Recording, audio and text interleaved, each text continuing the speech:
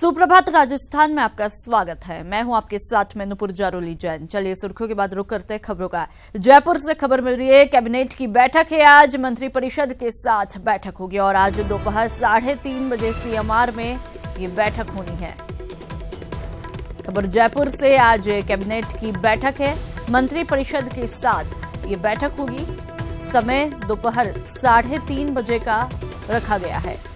CMR में ये बैठक होनी है। गुलाबी नगरी राजधानी से खबर, आज कैबिनेट की बैठक रखी गई है। मंत्री परिषद के साथ बैठक होगी। तमाम मंत्री इस बैठक में शामिल होंगे और समय दोपहर 3:30 बजे रखा गया है। स्थान सीएमआर, जहां पर यह बैठक होनी है। और प्रेम संवाददाता हमारे साथ फोनलाइन पर जुड़ चुके हैं। प्रेम, इस बैठक का क्या कुछ एजेंडा और कौन कौन मंत्री इसमें शामिल होंगे? देखिए नुपुर, मैं बताना चाहूंगा, अभी एजेंडा क्लियर नहीं हुआ है और इसकी जानकारी मंत्रियों को भी नहीं दी गई है। दरअसल ये देर रात फैसला लिया गया था, लेकिन जहाँ तक जानकारी है, कैबिनेट की बैठक में जो एजेंडे रखे जाएंगे उनमें प्रमुखता से विधानसभा सत्र में जो ऑर्डिनेंस रखे जाएंगे उन पर निर्णय हो सकता है और इसके अलावा विधायी कार्यों को लेकर भी विचार हो सकता है और जो चारागाह भूमि है उसके आवंटन से जुड़े मामले हैं उन पर भी कैबिनेट विचार कर सकती है। इसके अलावा एलन व अन्य सामाजिक संस्थाओं को भूमि आवंटन, उद्योगों को रियायत व सेवा नियम संशोधन का मुद्दा, पहले की भर्ती में 1% आरक्षण और नए पद की मांग के अनुसार के संबंध में कोई निर्णय लिया जा सकता है। इसके अलावा जो चूंकि 5 सितंबर से विधानसभा का सत्र शुरू होने वाला है, उसके संबंध में भी कैबिनेट की मीटिंग में अहम निर्णय लिए जा सकते हैं और आज 3:30 बजे सीएमआर में ये बैठक आयोजित की जाएगी। इस बैठक से ठीक पहले 11:30 बजे गुर्जर आरक्षण के संबंध में कैबिनेट सब कमेटी की अहम बैठक होगी, जिसमें मंत्री राजेंद्र सिंह राठौर, हेम सिंह भडाना और अरुण चतुर्वेदी भाग लेंगे। इसके बाद 3:30 बजे कैबिनेट की ये अहम बैठक सीएमआर में बेहद अहम बैठक ये मानी जा रही है, जिसमें तमाम जनता से जुड़े निर्णय आज इस बैठक में लिए जा सकते हैं। प्रेम, तमाम जानकारियों के लिए शुक्रिया। रुक करते हैं अगली खबर का। धौलपुर में सड़क हादसा हुआ। कार दुर्घटना में 2 युवकों की मौत हुई तो वहीं एक घायल बताया जा रहा है। घायल को इलाज के लिए जयपुर रेफर किया गया। NH 11B पर निभी के ताल पर हादसा हुआ। खबर धौलपुर से, जहां पर एक सड़क हादसा हुआ और कार दुर्घटना में 2 युवकों की मौत हुई तो वहीं एक घायल बताया जा रहा है। और NH 11B पर निभी के ताल ये हादसा हुआ। राकेश हमारे साथ फोनलाइन पर संवाददाता जुड़ चुके हैं। राकेश, ये हादसा कब और कैसे हुआ? मैं आपको बता दूं, ये हादसा देर रात्रि का हादसा है। आगरा से 3 युवक बाड़ी के लिए आ रहे थे। बाड़ी निवासी हैं तीनों युवक और रास्ते में निभी के ताल के पास NH 3 पर निभी का ताल है, जहां पर एक्सीडेंट हुआ है। किसी अज्ञात वाहन ने इनकी इनोवा कार को टक्कर मारी है, जिससे स्पॉट पर ही 2 लड़कों की मौत हो गई। पिंटल और उसके एक साथी हरभजन की मौत हो गई, जबकि तीसरा घायल है। घायल को गंभीर हालत में जयपुर के लिए रेफर किया गया है। जी राकेश, घायल की फिलहाल क्या कुछ अभी स्थिति बनी हुई है? जैसा अभी तक जानकारी में मिल पा रहा है, घायल की स्थिति स्थिर है। अभी बोल तो पा रहा है वो, लेकिन उसके शर में और शरीर में कई जगह गंभीर चोटें होने के कारण हालत उसकी चिंताजनक ही बताई जा रही है। जी, तमाम जानकारियों के लिए बहुत बहुत शुक्रिया राकेश।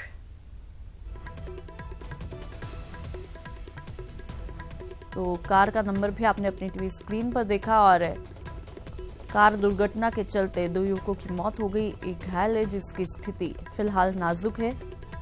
धौलपुर में यह हादसा हुआ।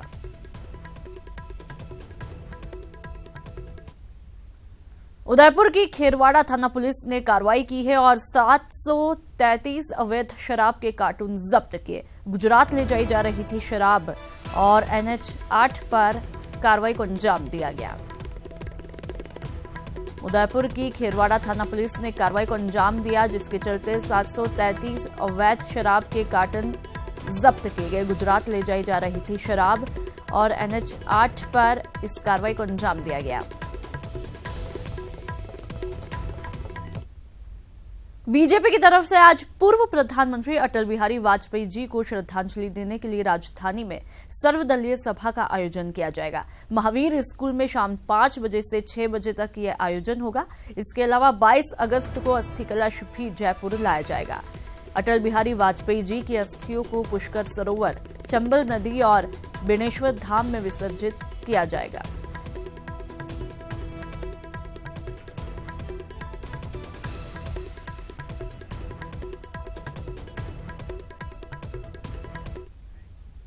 जयपुर जिला कलेक्ट्रेट में पूर्व प्रधानमंत्री अटल बिहारी वाजपेयी जी को श्रद्धांजलि दी गई। राजस्व अधिकारियों, न्यायिक अधिकारियों और डिस्ट्रिक्ट एडवोकेट बार एसोसिएशन के सदस्यों ने वाजपेयी जी की तस्वीर पर श्रद्धा सुमन अर्पित किए। इस मौके पर अधिवक्ताओं ने भारत रत्न अटल बिहारी वाजपेयी जी के कृतित्व और व्यक्तित्व पर भी प्रकाश डाला।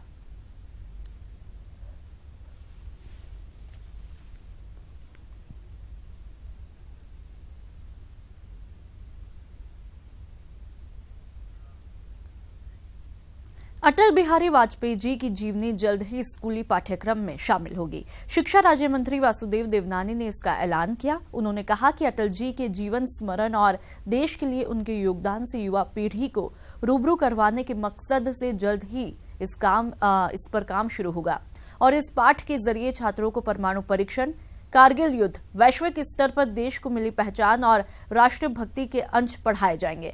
फिलहाल इसे किस विषय में और किस कक्षा में पढ़ाया जाएगा ये तय नहीं हुआ है। राजस्थान माध्यमिक शिक्षा बोर्ड पाठ्यक्रम का निर्धारण करता है और जल्द ही इसका एक मसौदा तैयार करके भेज दिया जाएगा। उनके जीवन से प्रेरणा हमारी नई पीढ़ी को मिले, इसलिए हमारे पाठ्यक्रम में पूर्व प्रधानमंत्रियों के रूप में तो उनका चर्चा है, लेकिन उनके विचारों को और उनके कृतित्व को हम अधिक प्रभावी ढंग से इस पाठ्यक्रम में रखने का प्रयास करेंगे। कौन से पाठ में होगा, कौन से विषय में होगा, ये ज़रा हम माध्यमिक शिक्षा बोर्ड से चर्चा करते हुए तय करेंगे। सूबे के चुनावी घमासान में जहां मुख्यमंत्री वसुंधरा राजे राजस्थान गौरव यात्रा कर जमकर पसीना बहा रही है, तो वहीं कांग्रेस गौरव यात्रा पर निशाना साध रही है, जिससे दोनों ही पार्टियों के बीच वार पलटवार का दौर जारी है। राजस्थान गौरव यात्रा को लेकर बीजेपी और कांग्रेस के बीच सियासी घमासान जारी है। एक तरफ जहां गौरव यात्रा कर मुख्यमंत्री वसुंधरा राजे सियासी जमीन तैयार करने में जुटी है, वहीं कांग्रेस इस यात्रा पर लगातार निशाना साध रही है। इसी कड़ी में अशोक गहलोत ने गौरव यात्रा पर निशाना साधते हुए कहा कि ये यात्रा सरकारी खर्चे पर हो रही है, इसलिए ये यात्रा तुरंत निरस्त होनी चाहिए। वहीं सचिन पायलट ने भी गौरव यात्रा पर एक बार फिर तंज कसते हुए कहा है कि सरकारी खर्चे पर गौरव यात्रा निकालना अनैतिक है। गौरव यात्रा की बात है, हाई कोर्ट का नोटिस आया, पीआई लगी, हमने सवाल उठाया, वो डॉक्यूमेंट्स दिखाए जहां पर सरकारी धन का दुरुपयोग करके मुख्यमंत्री जी यात्रा निकाल रही हैं। पहली बात तो यात्रा अनैतिक है, किसानों की शव यात्रा है, मुख्यमंत्री गौरव यात्रा निकाल रही हैं। लेकिन निकालें, लेकिन पॉलिटिकल पार्टी कार्यक्रम करती है और भाजपा के जो प्रदेश अध्यक्ष महोदय हैं वो अभी कंफ्यूज्ड हैं कि ये सरकारी यात्रा है या पॉलिटिकल यात्रा है।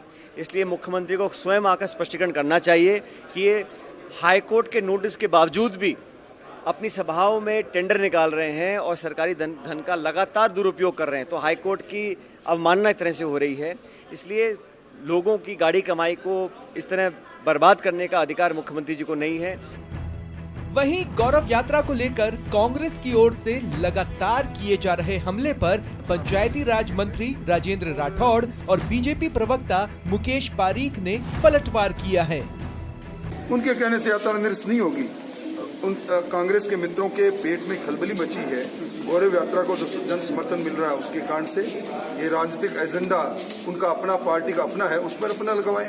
मेवाड़ में जिस प्रकार का स्वागत हुआ यात्रा का, जिस प्रकार की सभाएं हुई और जिस प्रकार के स्वागत हुए, उससे ऐसा लगता है कि कांग्रेस के नेताओं ने बजाय अपनी कोई तैयारी करने के और राजस्थान गौरव यात्रा पर खर्चे के और अन्य आरोप लगाकर और एक जनता में अपनी उपस्थिति दर्ज कराने का प्रयास कर रहे हैं। मेरा ये मानना है कि आगामी जो मारवाड़ से चुनाव यात्रा प्रारंभ हो रही है दूसरे चरण की, वो यात्रा भी उसकी जिस प्रकार की तैयारियां हैं, जिस प्रकार की वहाँ की जनता का उत्साह है, यह यात्रा भी उसी प्रकार से बहुत ही शानदार और बहुत ही भारी जन समर्थन वहाँ पर मिलने की उम्मीद है। गौरव यात्रा को लेकर कांग्रेस और बीजेपी के बीच भले ही वार पलटवार का दौर जारी है, लेकिन इस सियासी महासमर में जनता का भरोसा जीतने में कौन कामयाब होगा, ये चुनाव के बाद ही पता चल पाएगा। Bureau report, news 18। प्रदेश में सीएम राजे की गौरव यात्रा का तीसरा चरण जोधपुर संभाग में शुरू होना है। चिकित्सा मंत्री कालीचरण सराफ ने जोधपुर में यात्रा को लेकर बैठक भी की। शहर के लघु उद्योग भवन में हुई बैठक में जिले के सभी विधानसभा क्षेत्र के कार्यकर्ता शामिल हुए। बैठक के बाद मंत्री कालीचरण सराफ ने बताया कि 24 तारीख से जैसलमेर से ये यात्रा शुरू हो रही है और जोधपुर संभाग में सीएम राजे कुल 1290 किलोमीटर यात्रा निकालेगी। यात्रा में सीएम की 20 आम सभा होगी और 51 जगह सीएम का स्वागत होगा। कालीचरण सराफ ने यह भी बताया कि मेवाड़ की तरह जोधपुर संभाग में भी यात्रा ऐतिहासिक होगी।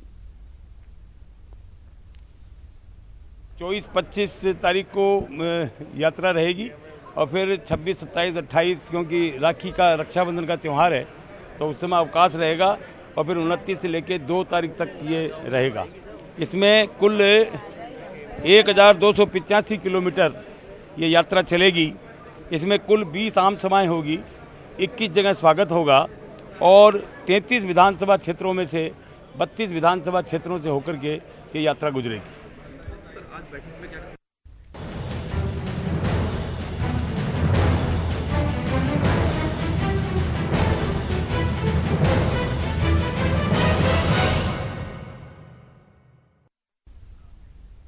ब्रेक के बाद आपका स्वागत है। सूबे में छात्र संघ चुनावों की रणभेरी बज चुकी है। इस बार प्रदेश में 2 चरणों में चुनाव होंगे। कहा जा रहा है कि इस चुनाव में यूथ के मूड का टेस्ट भी हो जाएगा। देखिए रिपोर्ट।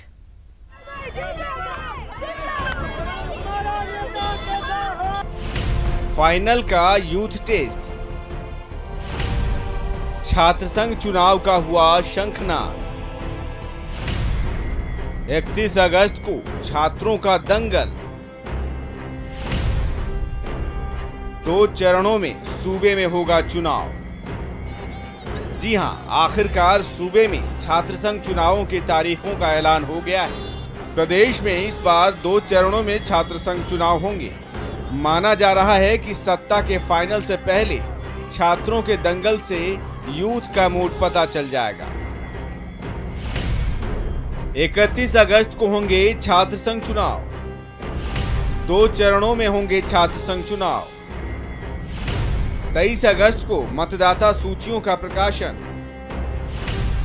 24 अगस्त तक दर्ज करा सकते हैं मतदाता सूचियों पर आपत्ति। 24 अगस्त को मतदाता सूची का अंतिम प्रकाशन। 25 अगस्त तक दाखिल कर सकते हैं उम्मीदवारी के लिए नामांकन पत्र। 25 अगस्त को नामांकन पत्रों की आपत्तियां प्राप्त की जाएंगी। 27 अगस्त को वैध नामांकन सूची का प्रकाशन। 27 अगस्त तक नाम वापस ले सकते हैं उम्मीदवार। 27 अगस्त को दोपहर 2 से शाम 5 बजे उम्मीदवारों की अंतिम नामांकन सूची होगी जारी। 31 अगस्त को होंगे छात्र संघ चुनाव के मतदान। जोधपुर संभाग में 10 सितंबर को होंगे चुनाव। जोधपुर संभाग में 1 सितंबर से शुरू होगी चुनाव की प्रक्रिया। 11 सितंबर को होगी मतगणना और परिणामों की घोषणा।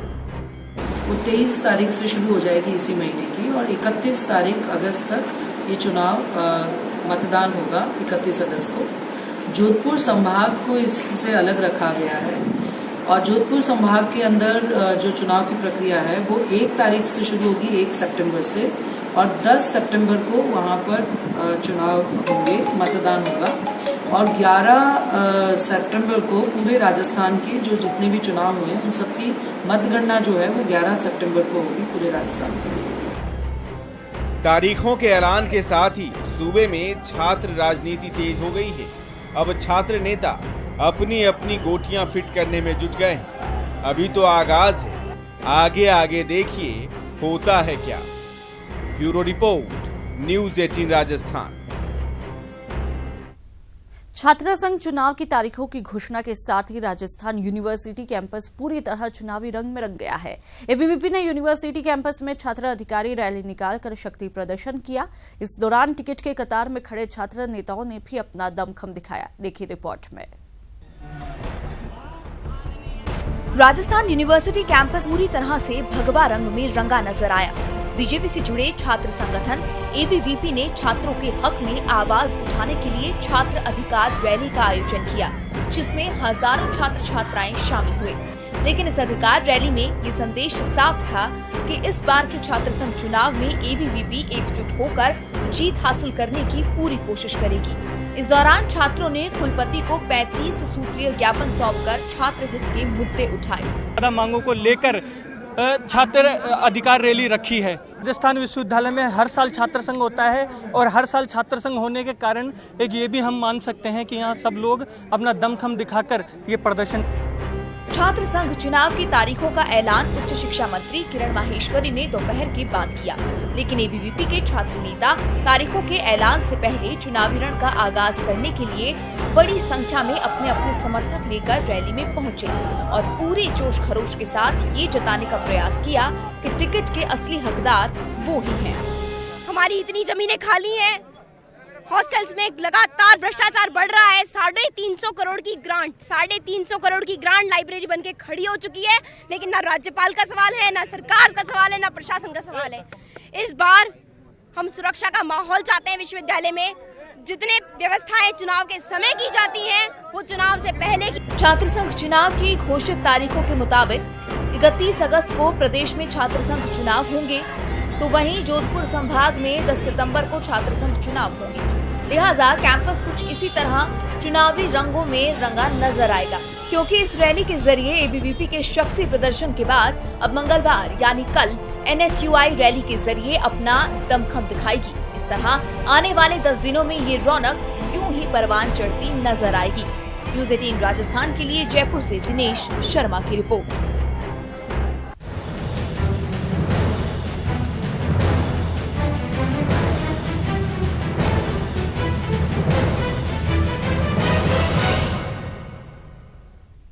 रुक करता है अगली खबर का। जयपुर एयरपोर्ट पर कस्टम विभाग ने 1 किलो 600 ग्राम सोना पकड़ा है। कस्टम विभाग ने बैंकॉक से आने वाली थाई स्माइल फ्लाइट से गुजरात के रहने वाले 4 यात्रियों को पकड़ा है। ये यात्री सोने के कड़े, चैन और घड़ी के रूप में सोने की तस्करी कर रहे थे। कस्टम विभाग ने जयपुर एयरपोर्ट पर पहले 2 यात्रियों को 580 ग्राम सोने के कड़े और सोने की चैन के साथ पकड़ा। दोनों यात्रियों से पूछताछ हुई तो दोनों ने अपने 2 और साथियों की जानकारी दी। दोनों आरोपी जयपुर एयरपोर्ट से निकलकर अजमेर रेलवे स्टेशन पहुंच चुके थे और यहां से वो अहमदाबाद के लिए रवाना होने वाले थे, लेकिन कस्टम विभाग ने अजमेर में ही दोनों यात्रियों को रेलवे स्टेशन पर दबोच लिया।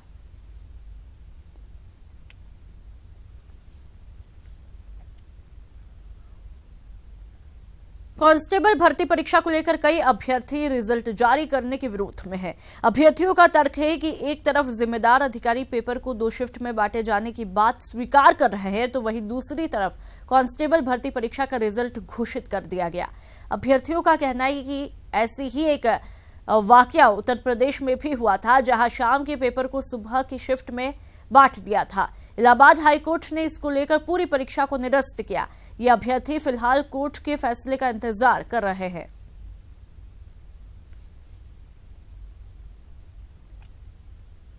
हम डबल बेंच में जाएंगे, वहां से भी न्याय नहीं मिलेगा तो हम सुप्रीम कोर्ट तक जाएंगे। उन 3.25 लाख बच्चों के भविष्य के लिए अंत तक लड़ेंगे हम।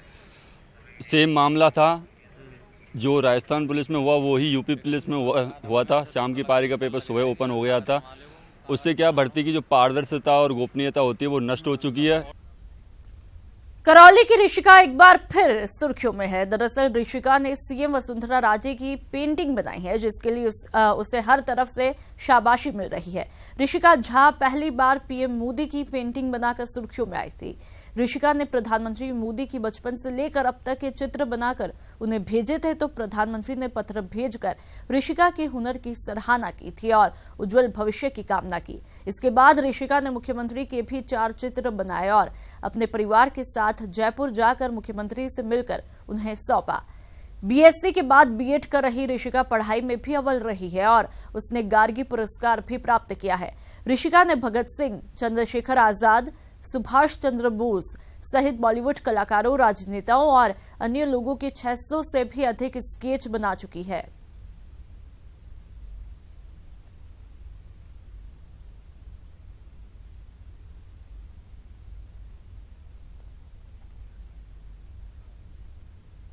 और इस बुलेटिन में फिलहाल इतना ही। राजस्थान की बाकी खबरों को देखने के लिए आप लॉग इन कर सकते हैं हमारी वेबसाइट news18rajasthan.com पर। नमस्कार।